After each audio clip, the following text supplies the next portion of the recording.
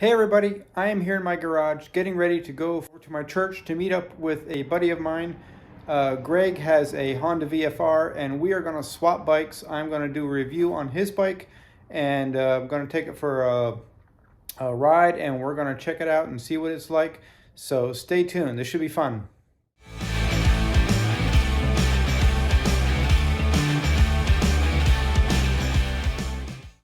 Okay, so what we have here is a 2002 Honda VFR Interceptor. This is a sport touring bike with a fuel-injected 800cc four-cylinder engine. It has a 6-speed transmission, rated for 110 horsepower at the engine with 101 horsepower at the wheel, and 60 foot-pounds of torque. It has a monstrous 5.8 gallon tank, which should get about 250 miles per tank. Honda first came out with the VFR in 1983, and this is the 6th generation. Alright, so let's take this puppy for a ride and see how this goes. This is my first time riding on a sport touring bike, so it should be interesting. Well, let's be real, this is my first time riding on anything except a cruiser.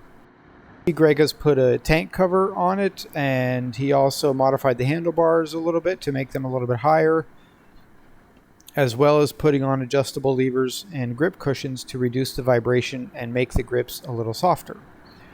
The bike does have saddlebags that hook on, but Greg hasn't used them in a while. Instead, he uses this magnetic tank bag, which he really likes. The bike has linked brakes as well, which means that if you apply just the front or the rear brakes, it actually puts pressure on both wheels. Of course, the biggest difference when riding a sport bike in comparison to a cruiser is the seating position. As a cruiser dude, I am used to being upright with my feet forward. Sport touring bikes have you leaning forward a little bit with your knees bent and feet tucked behind you. Full-blown sports bikes have an even more aggressive stance where you're leaning much farther forward, designed to allow the rider to tuck themselves down into the bike to reduce airflow while racing. But the feet are in a similar position between the sport bikes and the sport touring bikes. I gotta say, this took a little bit for me to get used to. A couple of times when leaving from a stop, I had trouble finding the pegs because I'm not used to having to tuck my feet so far back. I found that if I gripped the tank tightly with my knees, I was able to control my feet a little better. The other factor in the more aggressive riding position is that there is much more weight on your shoulders, wrists, and the lower palm of your hands.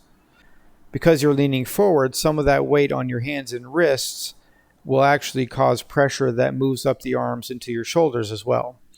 And because I'm not used to this riding position, after about a half hour of riding, my shoulders and wrists were fairly sore. So let's talk about the ride itself. I'm sure this is partially just because I'm not used to riding in this position, but this felt a lot harder to control at slow speeds than my Scout. I'm guessing that with some extra practice it would be manageable, but having the front wheel so close to me, almost underneath my hands, instead of raked out in front like a cruiser, made it feel a lot easier to tip over during slow speeds. I'm guessing that's why most of the bikes at the MSF or Total Control courses are cruisers. They may have an occasional speed bike or something other than a cruiser there, but they're almost all cruisers. Those courses focus almost entirely on slow speed control, and cruisers are easier to control because the front wheel is out in front of you. Once this thing picks up speed, it's a lot of fun to ride if you can get over the extra pressure on the wrists and shoulders. I definitely see the appeal for sport and sport touring bikes. This bike takes corners really easily and smoothly. It feels like it's begging for you to pick up speed and lean it way over. But because this isn't my bike and it was my first time on a sport bike, I took it easy for the most part. I did catch myself going a little fast a couple of times. Honestly, I couldn't tell that I was going that fast until I looked down at the speedometer, because this bike just wants to go. The acceleration is fairly smooth on the bike, but it definitely felt very different than my Scout. The Scout is V-twin, and even though it has about 10% less horsepower than this VFR, the Scout has about 20% more torque. And you can definitely feel that in the low end when taking off. I wouldn't consider that a bad thing. It's just different, and it's much more of a preferential thing than a good or bad. Another big difference is the sound of the engine. The Scout, as a cruiser, of course, has that low, throaty engine sound, and the VFR, as more of a sport bike, has that high-pitched sport bike sound. One thing I've mentioned a fair amount as one of the reasons I bought a cruiser is because I'm short, and cruisers have lower seat heights. This bike has a 31.5-inch seat height, so to put both of my feet on the ground meant I was on my tiptoes. But I was able to flat foot with no problem with just one foot, leaning over just a little bit. So even though it's a little taller than I would prefer, it was definitely manageable.